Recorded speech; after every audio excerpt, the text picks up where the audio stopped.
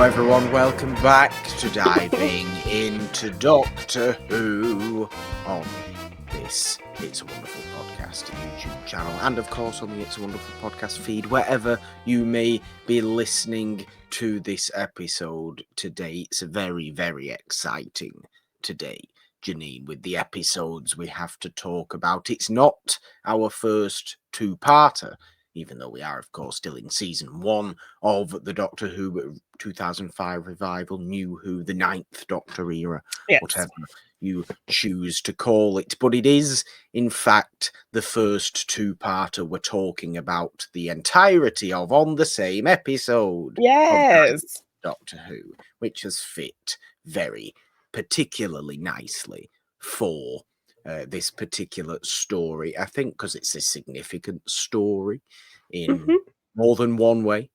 It is future showrunner Steven Moffat's first written story in Doctor Who. That's very significant. It's also one of the most memorable episodes or storylines of this particular era of Doctor Who. Yes, because this two-parter, and certainly one of the scariest as well. Yes, because I want to say episode 1 of this series, you asked me if there were any episodes from this season that I remembered. Yeah. And I believe this is what I brought up. So pretty much what yeah. held you on to any sort of knowledge about Doctor Who, because of course we must remind ourselves this is a Jeannine Hasn't Seen based show diving into Doctor Who, but you had seen this first season before many years ago. Yes. But really we're saying the distinct memory was mostly from this two-parter we're talking about today. Yeah. Why do you think that is then? Because, of course, this two-parter we are talking about today is the Empty Child two-parter. The Empty Child and the Doctor dances were in the London Blitz with gas mask zombies and an empty child, a soulless child with a gas mask leading the way. Their face. Yeah, leading the way of it all, leading the charge of it all. What does it all mean? We get a new character introduction here. Why did this one stick out for you? And then I'll tell you why it's always stuck out for me. I think the horror elements for sure. I remember it kind of being creepy with the gas mask thing and the zombie kind of attitude of these basically characters that are chasing our good guys. I also remembered Captain Jack in the fact that, you know me and a romantic plot point anywhere. So just kind of, I always had enjoyed that little flirtation with Rose that came from that character. So that was something that had always stayed with me for sure. And then just particularly just this setting. With the blimps and that kind of, that era in time. So those were kind of the major things that had that this episode or these two episodes kind of stick in my mind over all these years, because it's been a very long time since I had watched this first season.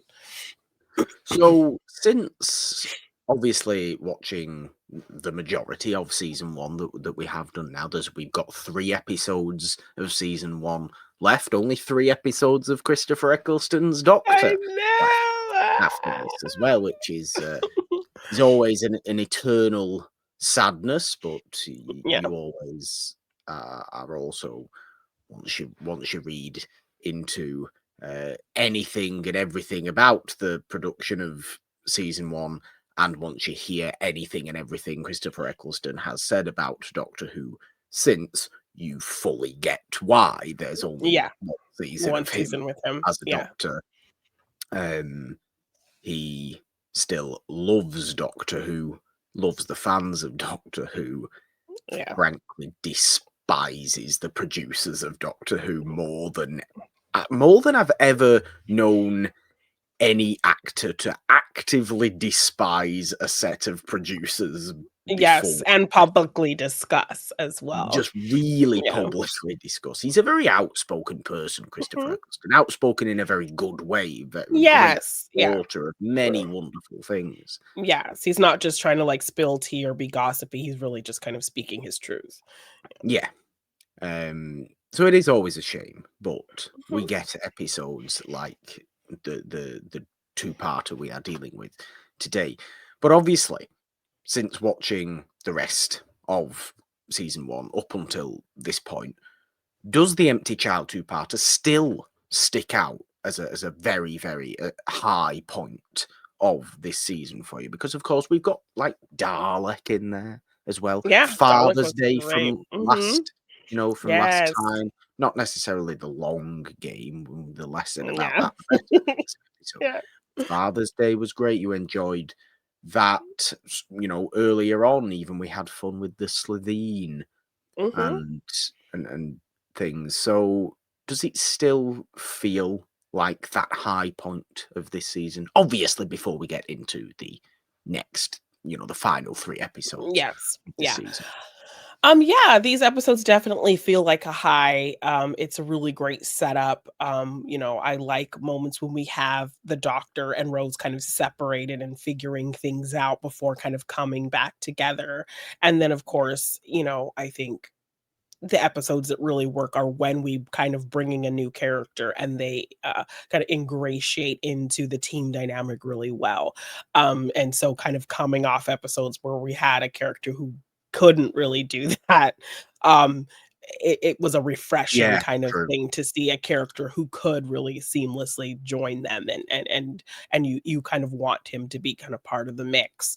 There was a lot of playfulness there. There were a lot of the things that I love about, I've talked about that I love about the Rose Doctor dynamic.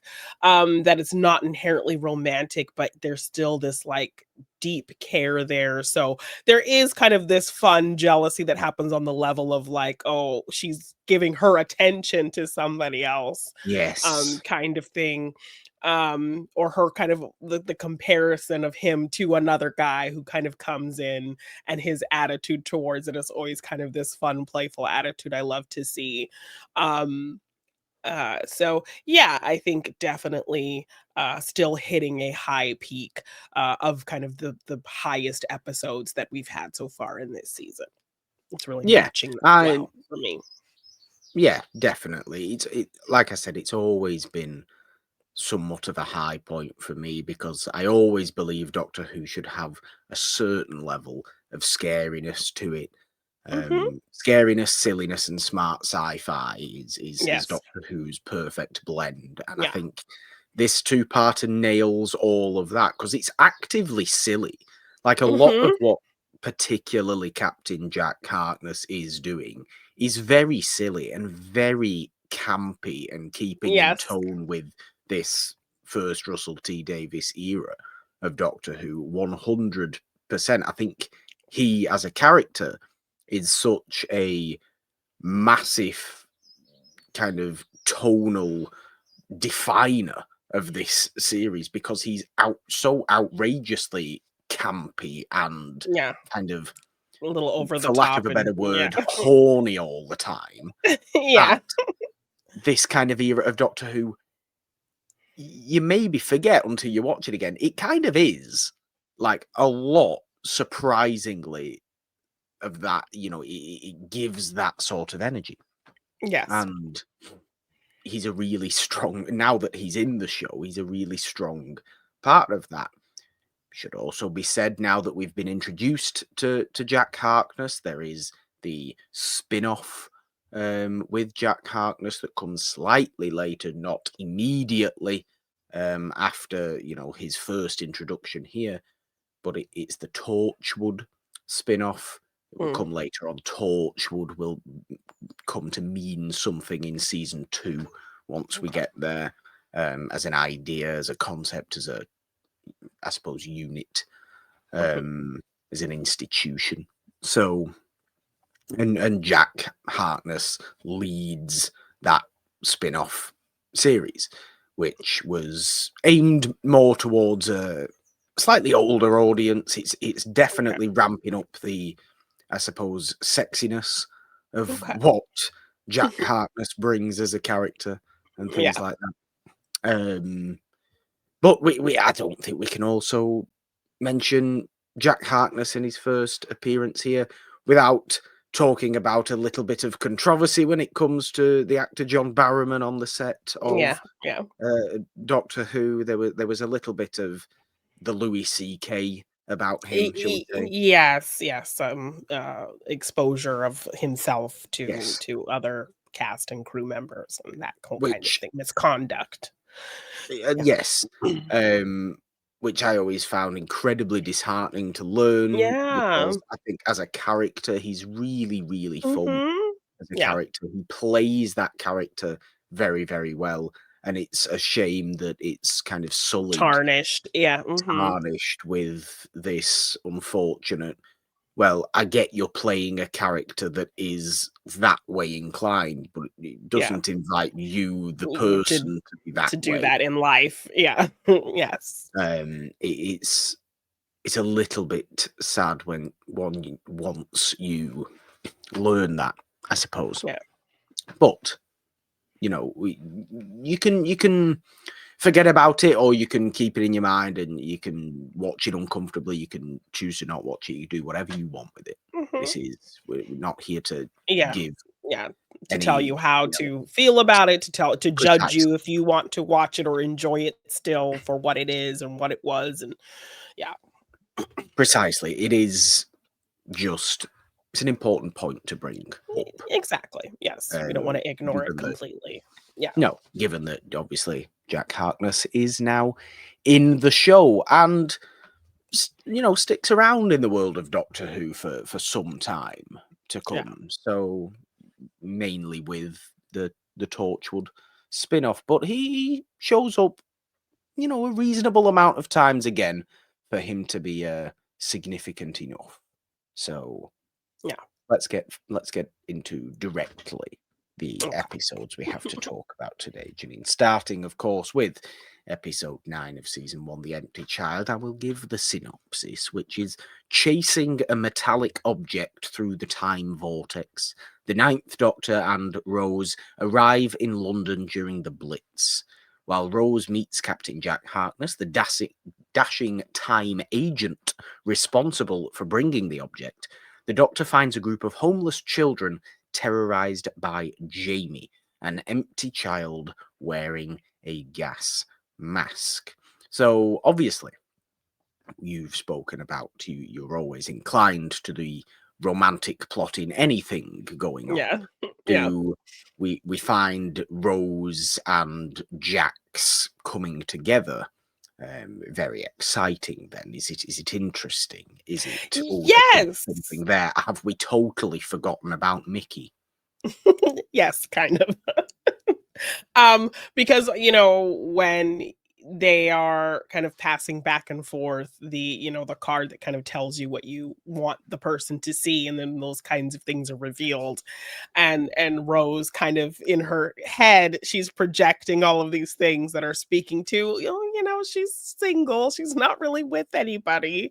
She's kind of Yeah. half-heartedly still with Mickey, kind of thing. So I'm kind of in her POV. If she is kind of okay putting that out there, then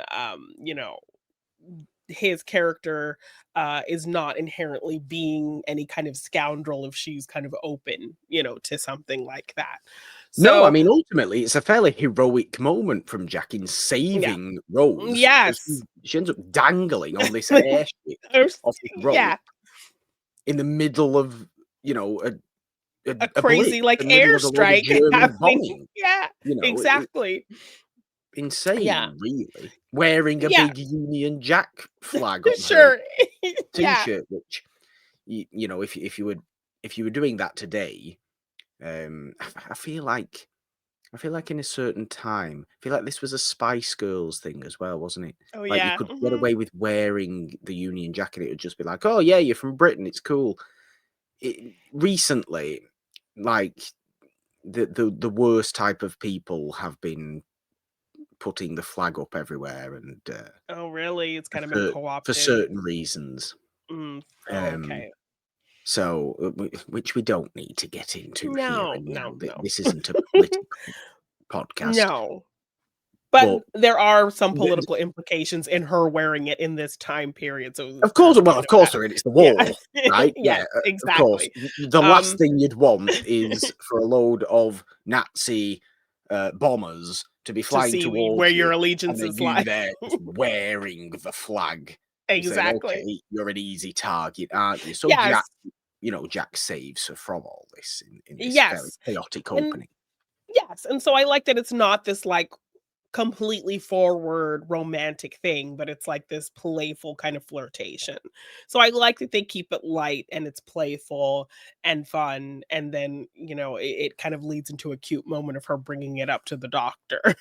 you know, Yeah. when she says he's like you, but with dating and dancing. And then the doctor Yes. gets a little bit offended because he's like, I can dance. I don't like that you just assume I can't dance or that I don't dance. So Well, this all comes of back that, later on, doesn't it? There's a reason yes. the next episode, the second of the two-parter, is called The Doctor Dances. Exactly. So yes, I love this kind of coming together, the little playful flirtation between the two of them. Where, after kind of a chaotic opening with Rose in this harrowing situation, we kind of take a nice little beat to just kind of have a nice slow, sweet moment. So I really Yeah. enjoyed them together, and I liked that they kind of had their little kind of situation and team up. Um kind of going into this episode while she was separated from the doctor, while he was kind of Yeah. doing his thing. Yeah. Well, he is doing the far more serious, quite slightly scary mystery aspect Yeah. of this Yeah. first episode, isn't he? Because I think it's a great build Mhm. to where we ultimately get to in obviously the second episode of the two-parter. In that we get fairly early on, they land the TARDIS and trying to figure out where they are, what's going on. It's pretty Yeah, obvious some big alert fairly early has on, gone aren't they? off. Yeah. Yeah. They were following a a bomb that wasn't a bomb, they keep calling it, Yeah. over the course of this story. That's what they were following. Jack was responsible for bringing that, which is why Jack's there as well, because he's from like the 51st century or something like that. Still a Yeah. human, but from obviously the Another far distant time. future. Yeah. Yeah. Um, but they land there and fairly quickly hear a little crying noise, don't they? Which is from a Yes. small child asking for its Yeah. mother, which Yes. is the permanent image of this whole story is the small gas mask child asking, "Are you my Mm, mummy?" yeah. Which is an unsettling thing. There's everything works with this whole image to just make it as unsettling as possible As before we a even child, yeah. get to any Mhm. of the body horror of this story Yeah. or the real zombie nature of this story. Yeah. The visual of obviously dark air raids, it's blackout. Mhm. You're in an intense, scary era and time and situation anyway, Yeah.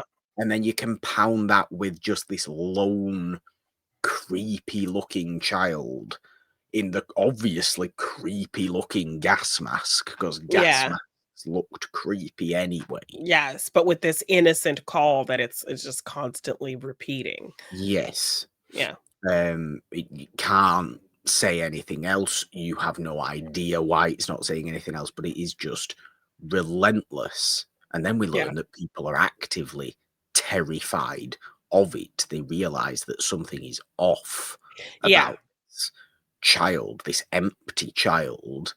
But why? What? You learn none of that in this first episode. Yeah, and there's also this strange, like, telekinetic ability almost where it can, uh, you know, transmit through radios and Yeah. telephones and find you in that way over kind of radio waves and things.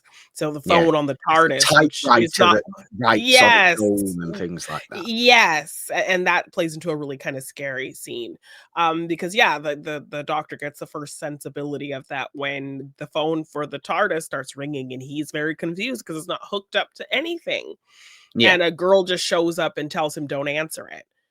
Like, just don't do it. And so then we're curious as to like how does she know what this thing is? So how Yeah. they kind of put the pieces together right up top, it's so well done because it plays out really incredibly, because it also is happening. So that's kind of what's happening with the doctor that really plays perfectly into how these two episodes tie up. Rose is also dealing with something that ultimately ends up playing huge into how this episode ties up. Because when she's with Captain Jack on his ship, he notices her hands are all scarred up from holding on to the rope. And so he introduces her to these kind of little tiny micro kind of robots in the air that Yeah. can kind of scan you and see what issues you have and repair them. So these little kind of tiny little robots come and like repair her hands.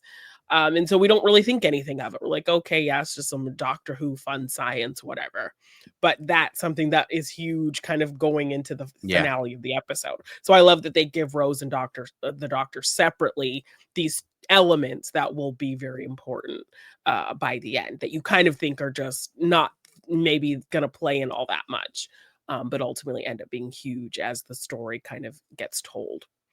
Yeah, because obviously, Eccleston's Doctor is very capable of treating a mystery with absolute seriousness. Mhm. Like, Yeah, there is a real grim seriousness to what's going on here. And we yeah, know throughout this season, already throughout this series, there's been a lot of grimness going on. There's been a certain perpetual obsession with death that the yeah, seasons had, constant themes of death and grief and everything like that.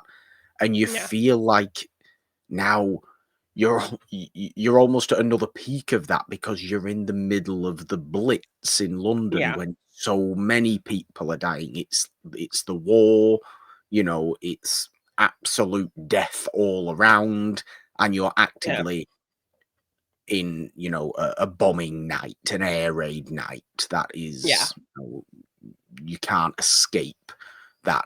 So again, surely the Doctor must be thinking, oh God, I'm surrounded by death again. What's going on? Let's put my grim face on. And this is yeah, exactly what he's doing. yeah, Obviously then meets Nancy, who I think is a great character yeah. in the over the course of these two episodes. One of the strongest storyline, storyline Mhm. purpose characters in this season as a whole, I think, is Nancy in these two episodes, who is leading kind of this group of homeless children around who have Yeah, obviously had their homes bombed, that they are orphaned. It's a yeah, awful idea, obviously, but it's very heartwarming that Nancy is doing this. And yes, okay, they sneak into a house of somebody, of a family who've had family to go hiding out in a into bomb their air shelter. raid Yeah, shelter, yeah, yeah, and eat the food that was on their table and everything like that. But it is that you're definitely with them.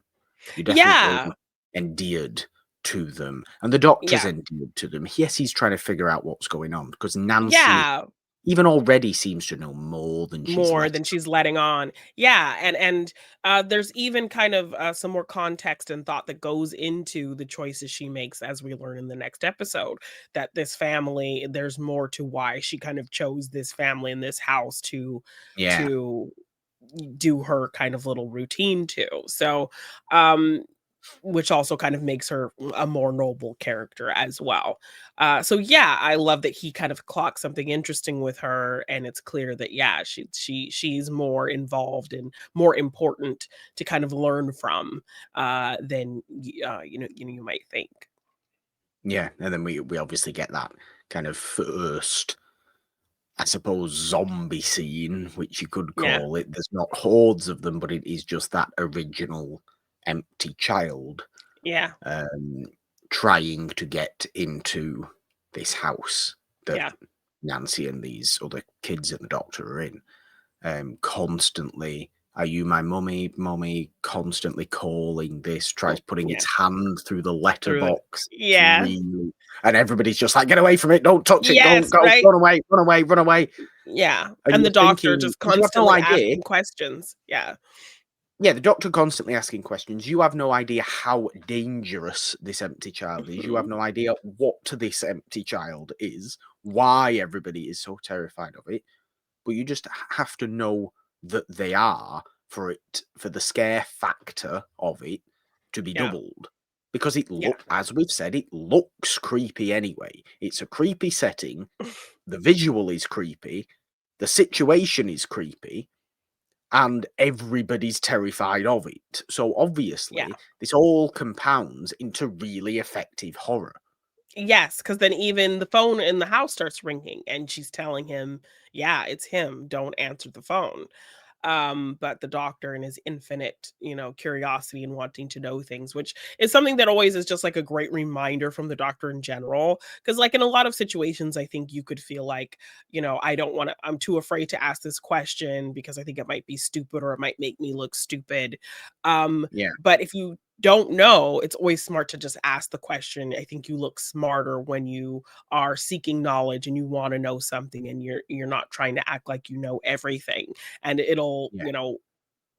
create a better whatever you're trying to do if you just ask the question. So whenever I see the doctor constantly asking questions of something, even if it's scary, um, or even if it might sound dumb, it's always kind of a great reminder of that. So I loved this kind of sequence of, him asking Nancy all these questions like, why can't I touch it? What will happen? What's it going to do? What's going on with this thing? We see it And very early on in this yeah. episode as well, Hmm. when he and Rose first get split up before he even comes across Nancy, before the empty child really becomes as significant as it obviously is going to become. Yeah. When the doctor's still trying to figure out exactly where they are, what time they're in, Yeah. what this whole situation is. He ends up at this kind of swanky Own looking club. Yeah. speakeasy, Yeah. and there's a nightclub singer on and all this kind of stuff. But he once this singer finishes, he's all rapturous applause giving like Yeah. everybody else, looking very excited, and then gets up on the stage, grabs the microphone, and everybody thinks he's beginning a stand-up act because he Yeah. starts with, "Has anything fallen from the sky recently?" Yeah. And they're in the middle of the blitz. So Yeah. everybody's just like, they take a beat and then they just go, Oh, he "Oh, he's must be telling a playing a joke. joke here. Yeah. Yeah. This is a joke." And he keeps kind of compounding on Asking. this and Yeah. compounding on this, and they're getting more and more rapturous laughter before the air raid siren goes off, and then he Yeah. sees a poster on the wall, and he's like, Yeah. "Ah, okay, this is the This is wall. what's going on. Yeah. I get it now. I look like an idiot." Yes. So Yeah. that was quite funny as well. But you are right; Yeah. he's always curious and never afraid to ask those questions, because it's what ultimately his question asking, his curiosity is what ends up saving the day all the time, Yeah, isn't yeah, it's the fastest way to figure out where we are, what we need to do, and what's going on. So I love that it? he Yeah, doesn't hesitate because he knows, a lot of these situations time is of the essence. So, the fastest way to figure this out is to just ask somebody. And I think, it's a thing that a lot of people maybe are afraid to do a lot of times. So it's always kind of when I watch an episode, I'm like, yeah, I have to remember to not be afraid to like ask the question, for fear of looking stupid or for fear of people thinking, I don't know as much as yeah, I think I should or whatever. So yeah, yeah. I think it's a big thing, and I think Doctor Who does teach people watching it that yeah, to not be afraid of that. I think to yeah, not have that fear, or try at least to not. Yes, and to always be curious about the world around you, you know? Yes, definitely be afraid of gas mask zombies, Yeah. but Yes. because there's a reason, every child of my generation was utterly traumatized by this particular image Yeah, and particular set of episodes. The genuine nightmare fuel when you're a yeah, child, and I think that's such an important aspect of Doctor Who. Like I said, it should always be scary, but I always recall, we've got to remember, this is still season 1 of the revival. This is still very much everybody in Britain is watching Doctor Who at this point. yeah, no, It's 2005. You've not got streaming or anything like that. You're watching Freeview television and what's on a Saturday evening. Doctor Who. You watch yeah, Doctor Who. yeah. Saturday, Sunday, I don't even remember which night it was, but I think it's on Sundays these days. In fact, I don't even know, because Doctor Who's in a silly place at the moment. Yeah, oh, yeah. Wherever, whatever's going on with it. But everybody was watching it, and everybody would always say to me, certainly people around me, my own parents, my grandparents even, "Oh, we used to watch Doctor Who." This is obviously in the 70s, Yeah. and things like that. We used to watch Doctor Who. We would be hiding behind the couch. We would be Oh my hiding goodness. behind the couch for fear of whatever, the Daleks or whatever monster it was that particular week on Doctor Who. Terrifying. So you always had, or I always had, I think British children of this era always had in their minds that, oh, Doctor Who must be terrifying. Like, Doctor Who Yeah, must be scary. And the news of the time was, make sure your kids, yes, Doctor Who's for everybody, but sometimes it's going to be scary, yes. i.e. the Empty Child two-parter. Yeah. So there's genuine childhood trauma to going Oh, back I'm and sure. rewatching this Yeah. two-parter. Oh, Admittedly, yeah, yeah. it's like it's dealing with old trauma, and it's not serious. Obviously, it's just a Oh, little bit no. of a childhood fear that you're like, oh god, yeah, it did Gosh, freak yeah, me that was out. unsettling. Yeah.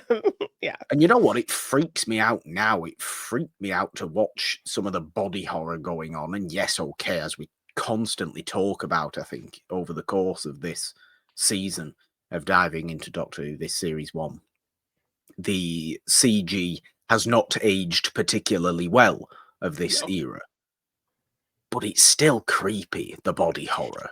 Oh, Like, yeah, because we do actually see yeah. when we get there, it's really, really unsettling. Yeah. Obviously, I'm Yeah, 'cause leading into the Doctor meeting the other Doctor in this yes, because episode. we do end up learning that these aren't masks that are separated from their faces. These masks No. are their flesh and blood and bone all kind Yes. of morphed into this mask, which just Why, makes it again, even we don't creepier. know yet. No, no.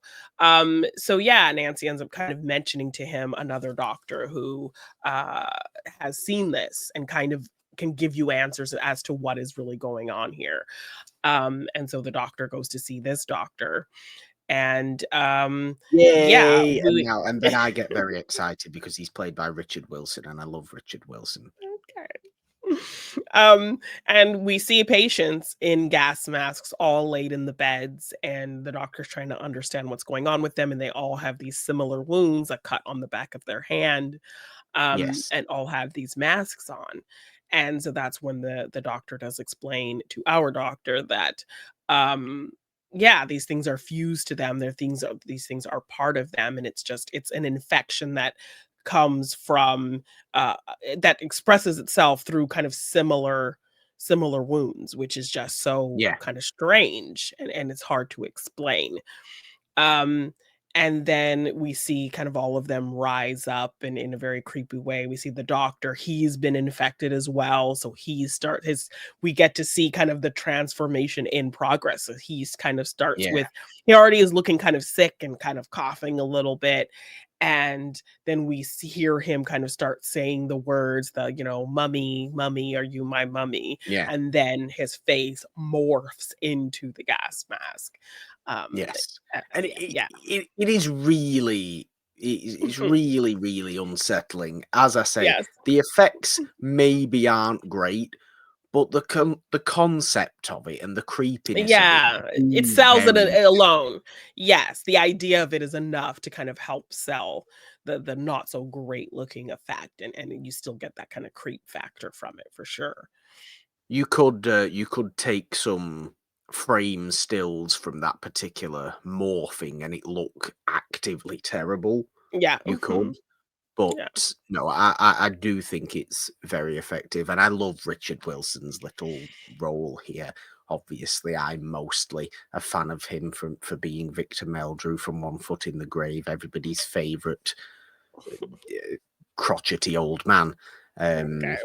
Who, for some reason, Jeannine, I don't know why, I always used to get called Victor Meldrew I still do to an extent. I don't know I why that. mean, Morgan, a crotchety old man. How could anybody get there? I don't know why that would be, but I've always had an affinity towards Victor Meldrew for some reason, and therefore Richard Wilson. No, I that's great. also do like I do actually particularly like his accent. I think he's got a lovely accent, actually, Okay, Richard Wilson I like that. in speaking voice. So I like his little role here. It's a creepy little role. Yeah, He is the one who explains that they're not dead, but they're not alive. They're not really human. yeah, So it gives it this undead zombie feeling. He is aspect. the Yeah, proponent yeah, of that. And I mean, this first episode ends on that kind of bombshell of, oh God, there are people just turning into these yeah, gas masked creatures, these yeah, undead gas masked zombies. How the hell is this happening? yeah. Why is this Why is it happening? happening? How do we We stop it don't know. even? Yeah, How do we stop it? We're as the Doctor, we have been apart from Rose for the entire episode. Rose has just yeah, been with Jack, yeah. trying to figure out who Jack is exactly and Yes, why and he's he's also trying to negotiate with her because he's telling her he has access to this bomb, yeah, and he's trying to sell it, and so he's kind of asking her. He kind of gets the sense of who she is as somebody working with the Time Lord, but he doesn't know like who's in charge, so he's trying to no, negotiate this deal with her to sell this bomb. because he's a And con man, really. yes, He's not all yes. that. He's not all heroic looking Navy officer like he's dressed. You Yeah, know, yeah, he is a swindler. He is a Han yeah, Solo type almost, yeah, isn't yes, yeah, definitely. he? But we'll get into the second episode because it all really ramps up in the Doctor Dances, Janine, Yes. episode 10. I will give the synopsis of this episode as well, which is the child's plague is spreading throughout wartime London, and its zombie army is on the march. The Ninth Doctor and Rose form an alliance with intergalactic conman Captain Jack Harkness, but find themselves trapped in the abandoned hospital. They head to the crash site of Jack's supposed space junk and discover the ground zero for the Mhm. mysterious plague. That they do indeed. It's all Jack's fault, Janine. It's Yeah. all Jack's fault.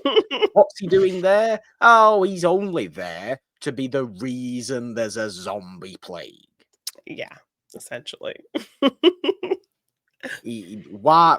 I mean, how he doesn't turn into the villain of the story, I don't know. No, because I don't think he doesn't realize that he even did that, He's an so idiot, is what you're telling yes, me.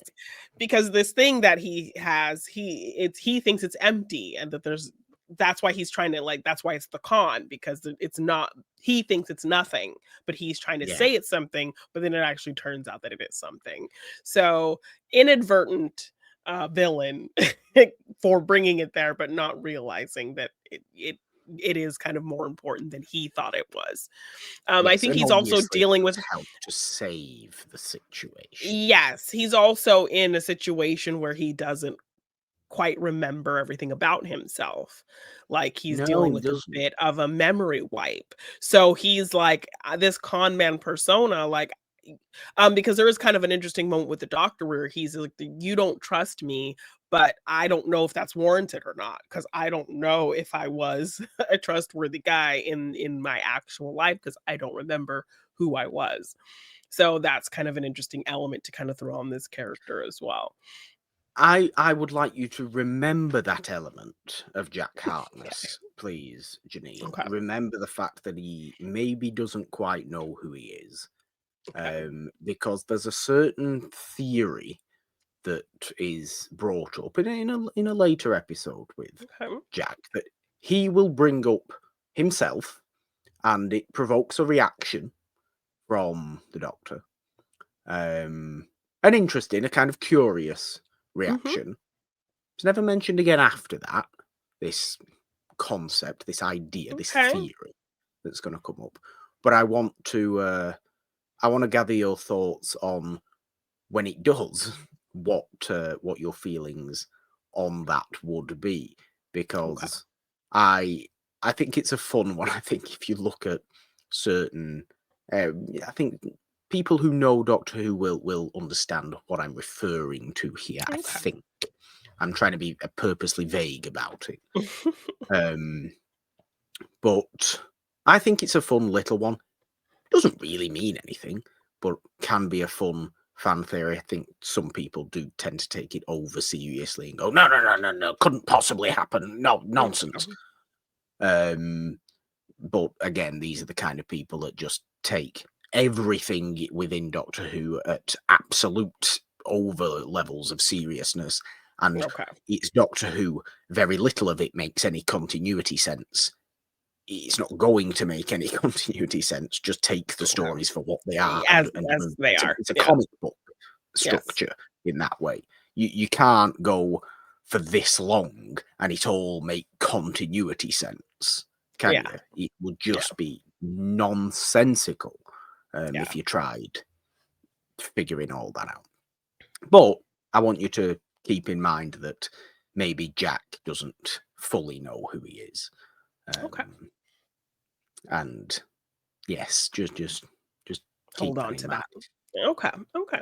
Nancy's also got a nice bit of development though in this second Oh, episode. yes. Because there's Yes. more Because to we Nancy. As we said, there's more to Nancy than she's letting on. How does yeah. she know so much about the empty child? She keeps referring to the empty child as Jamie, Jamie. Yeah. brother, perhaps. Yeah. Is it her brother? Is it? Is it? Maybe. We don't know yet. Yeah. Um, we'll find that out. But there's a personal connection that Nancy Yes. has with the empty Yes. child. Yeah, and she realizes that she can't protect the kids that she takes care of because this thing follows her specifically everywhere, Yeah. and finds where she is. And And we're, so we're there's we're now wondering why. Well, why does it keep following yeah, Nancy specifically? Now think yeah, about what the empty child is asking. What is the only thing the empty child can yeah. say? Why is it following Nancy all the time? It doesn't Hmm, take a genius to no. figure it out, really, No, does it? no.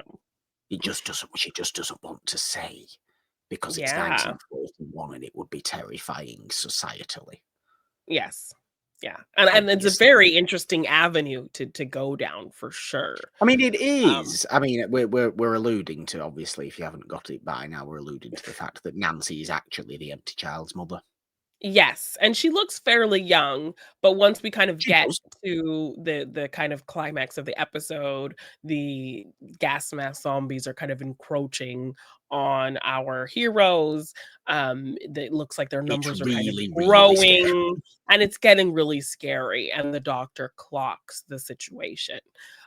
He's like, "How old are you? You must be in your like early 20s."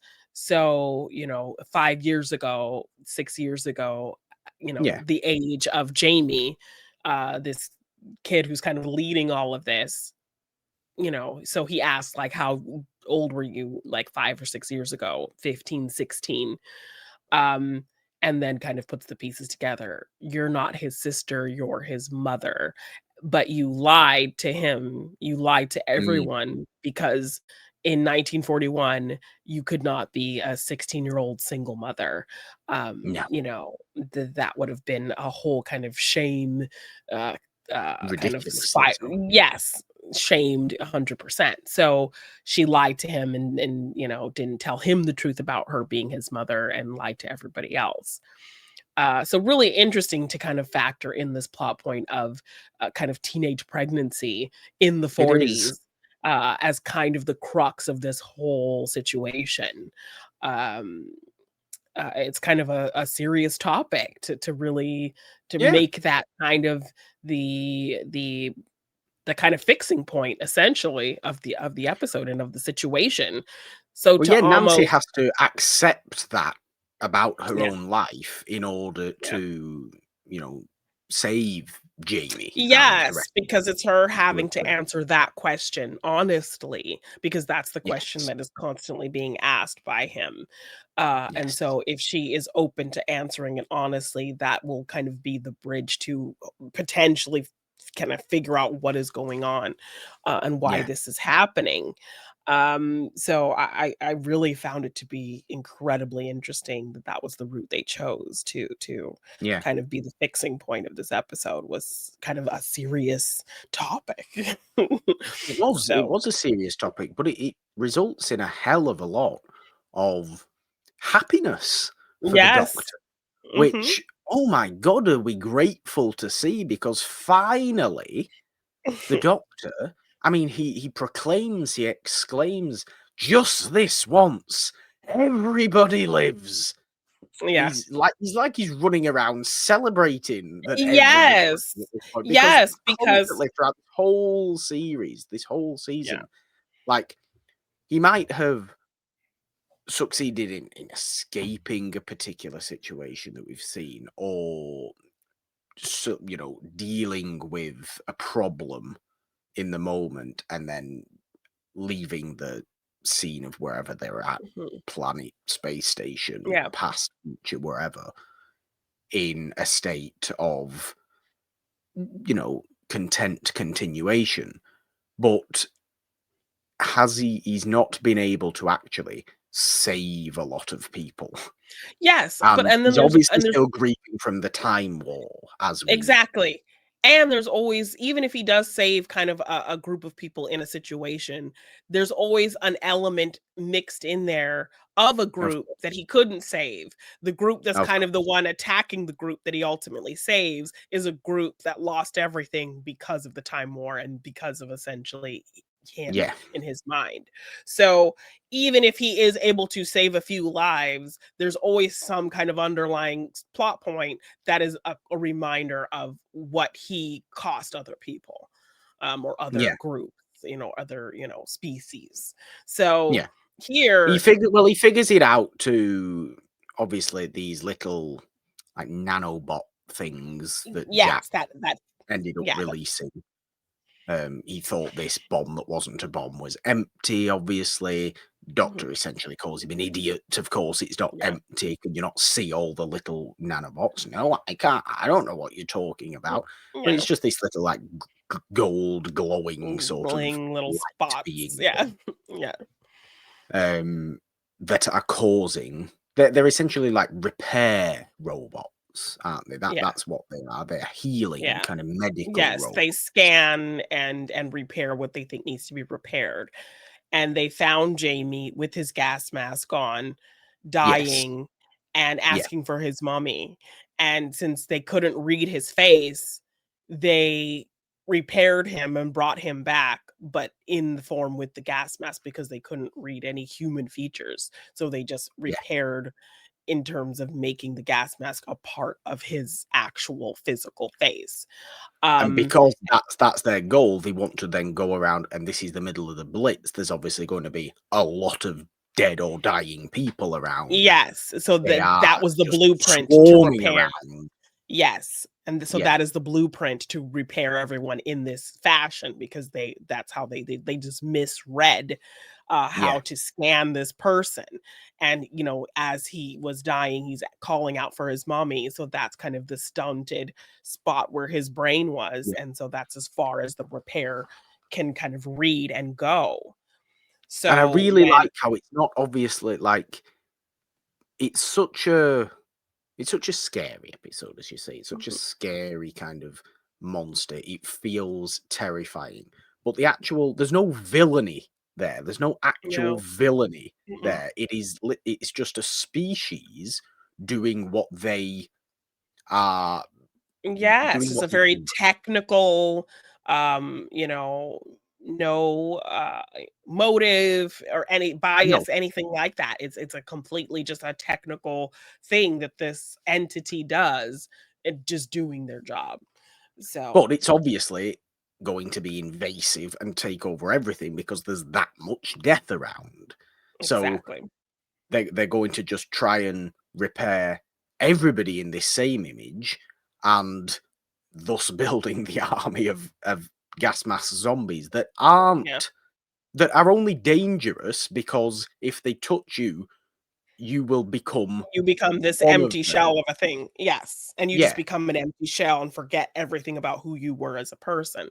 So it's not yeah, even like a form where it's killing you, it just no. empties you completely, and you're just an But empty vessel. but So it empties you but by doing that, it believes it's repairing you right, and helping. exactly. Yeah, so it's a miscommunication with the scanning of this thing ultimately is what happens. So I love that it was set up as, we set up these little micro nano robots at the beginning of Yeah, episode 9, and then it kind of creeps into the solution for what happens here. And same with Nancy. We set up kind of her having knowledge about what this thing is and who it is and why it's saying the things it's saying.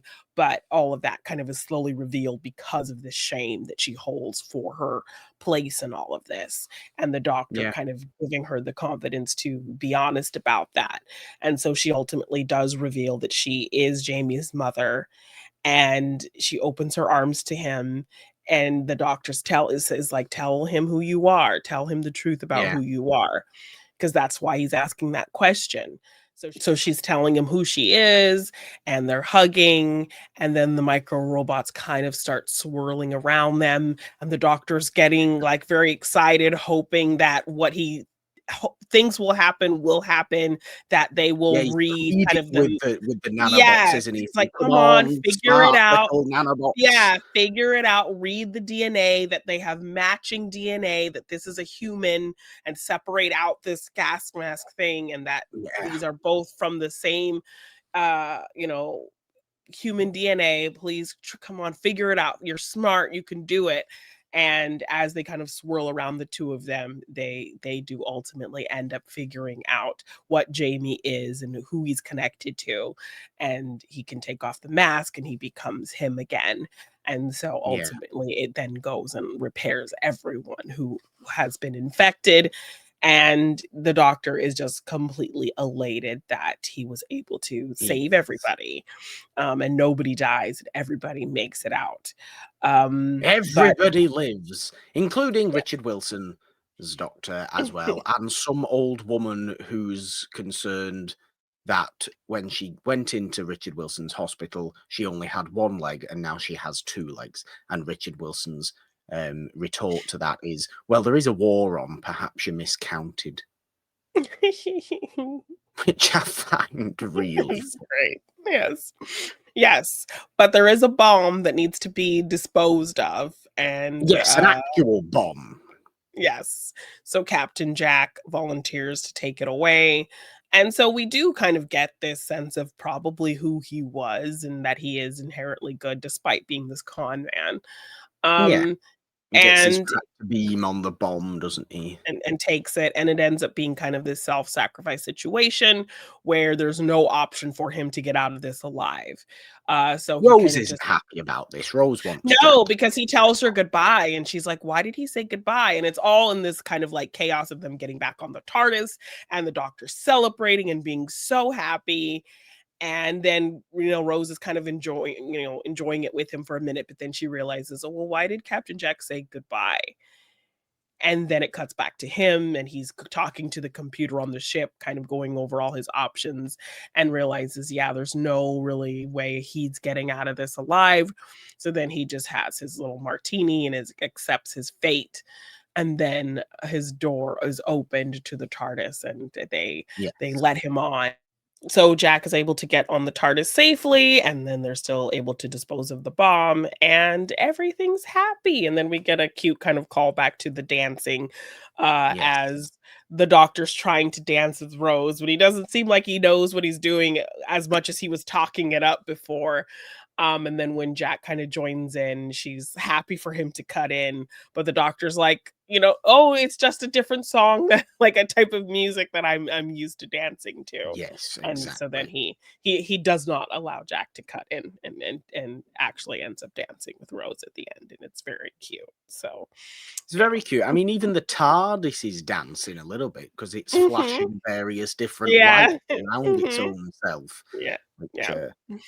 I do like it when we give actual life to the TARDIS, and we're Mhm. going to see more and more actual life to the TARDIS. There's an episode in, well, some seasons from now. It's a Matt Smith era episode, so very Steven Moffat, where the TARDIS, it's called The Doctor's Wife, and it's this episode where the TARDIS is humanoid and Oh, actively like considered the Doctor's wife, and it's as though they are a married couple. It's a very wow. interesting Okay. idea. I like that. Yeah. You get more and more life from the TARDIS itself, and I do like Okay. that. I like that we end on a celebratory dance. It's very, Yeah. very positive. This Yes. episode, by far the most positive we get in this whole season of Yes. Doctor Who. Yeah. Because obviously coming up, we have with the slightly kind of, it's rude to call it a filler episode because it's not a filler episode, but it is the episode before the setup of the finale episode, Mhm. and then we get the finale two-parter. So it's, we're an interesting, we're in for Okay. interesting things going forward. Definitely, Okay. Boomtown is the Ooh. episode coming next, and I don't know if you saw the little tease that they always give. Yes, a returning villain. Yeah. Yes, the Slitheen's back. Just one of them. Just though. Just Yes. just May Yeah. from Ted Lasso. Yeah. She's Yeah. back.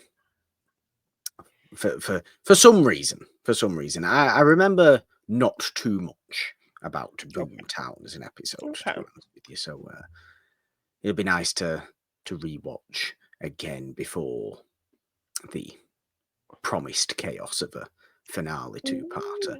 Mm. Yeah. And a good deal more Jack Harkness as well, obviously. Yes, he Yeah, for popped the up there as remainder. well in that little Yeah, trailer, for the so remainder yeah. of this season. We should say as well, I think it's important to note that in little moments of Jack in this episode, it's very, very clear he's a bisexual character.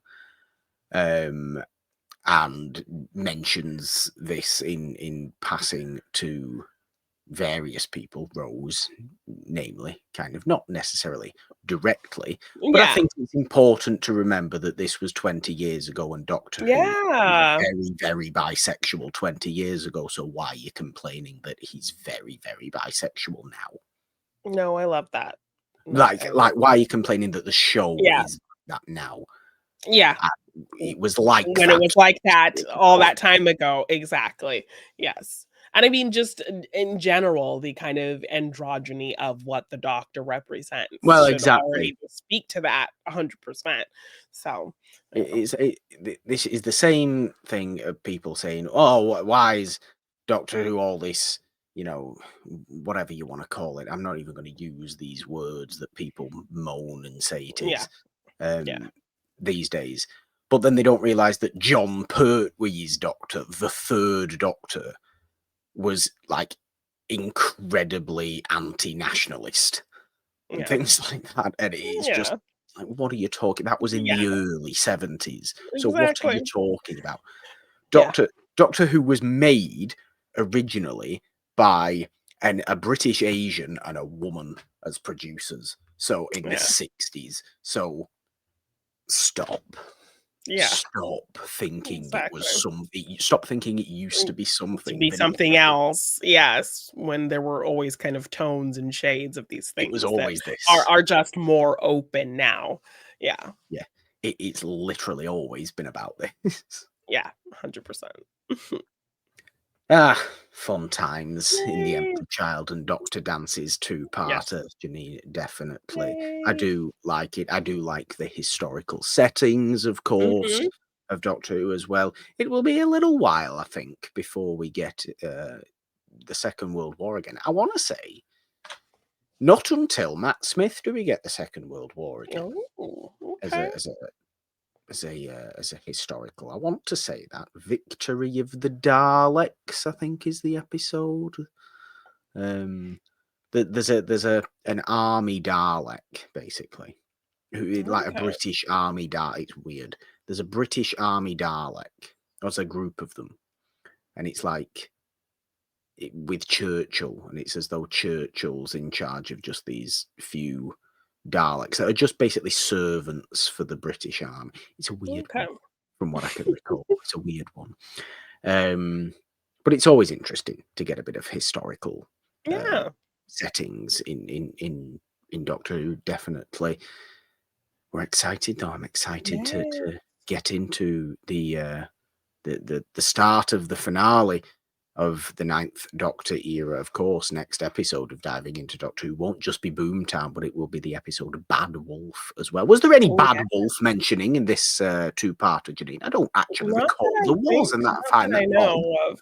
Yeah, considering it's been fairly kind of prevalent peppered for the throughout. Yeah. certainly will be next episode, from what I recall. You know, the rift in Cardiff and all this kind Yeah. of stuff that's going on. Bad Wolf as an episode as well, which we're getting next time. I've always loved. I think it's really fun, and I think it's painfully 2005 as well. And I kind of Okay. for being that, like it's Okay. painfully British culture 2005. Okay. So I've kind of always loved it for that, for some reason. Awesome. It'd be fun I'm to watch again. excited. Yeah. Of course, this show alternates every Monday here on It's a Wonderful Podcast. If you are listening today or watching on the It's a Wonderful Podcast YouTube channel, do subscribe and ding your notification bell. If you're watching, subscribe. If you are listening, but it alternates with Discovering Dawson's Creek every Yes. Monday, which is always fun as well. We Yeah. like discovering Dawson's Creek and Me all too. its nonsense. Morgan Hasn't Seen and the main show It's a Wonderful Podcast are there, of course, on Wednesdays and Fridays as well, celebrating old movies on the main show. Morgan Hasn't Seen is fun as well. We're going to be starting new series on there for November. It's Noirvember, of Yes. course, so Brit Mhm. Noir on the main show. John Grisham adaptations on the on Morgan Hasn't Seen, so a lot of courtroom stuff, a lot of law Mhm. going on. Yes. Jeannine, Yeah. lot of Law intense scenes thrillers. Yeah. courtroom going on. Yeah. Not A Time to Kill, because we've already done We've that, done that. which is a Yeah. shame. But at the end of every episode of this John Grisham adaptation series on Morgan Hasn't Seen, Jeannine, I will be asking us all to do an impression. Sam Yes, they Jackson deserve to die. deserve to die, and I hope they burn in hell. So good. Because it's great. From Samuel I L. will Jackson. happily do that. That's going to do it, of course, for this episode. Though, as we say, subscribe wherever you are listening or watching today. Leave your comments on Spotify, rate and review everywhere else. If you are watching, things have been scrolling down at the bottom of the screen all episode long. If you want to support us on Patreon or donate in any way, you can find links to do that in the description. Or, of course, you can just find us on and across all the social medias, on the app formerly known as Twitter and on Blue Sky at It's a Wonderful One. Find me on the app formerly known as Twitter at The Purple Dawn with a 3 instead of the E in there because, Jeannine. 3 is a magic number. On Instagram, TikTok, and Blue Sky at The Purple Dawn. All your dancing is where. You can find me at Jeannine Bean _ on Twitter, Jeannine Bean on Instagram, TikTok, and Blue Sky. And if you want to get any merch for any of our shows, just check the description for the link or search G9 Design on tpublic.com. Well, there we go. There is, of course, only one thing left to do. And in your finest, cheerful Christopher Eccleston, please, Jeannine. Oh my God. Don't make me do Eccleston. It's terrible. I'm sorry, sir. It just sounds like me. So you do it. That's what No, you're supposed to do it. That's the you point. should do, but you should do all of them because at least your accent will be closer to somebody on this show than anything I could ever do. Apart from John Barrowman, Yes. who is Scottish American and putting on an American accent Yes. for the show. Well, why don't you do it as the grouchy old man that you love so much? No, you're doing it as cheerful Eccleston, and that's how we're ending the show. That's the point. 3, 2, 1. Everybody lives. Bye.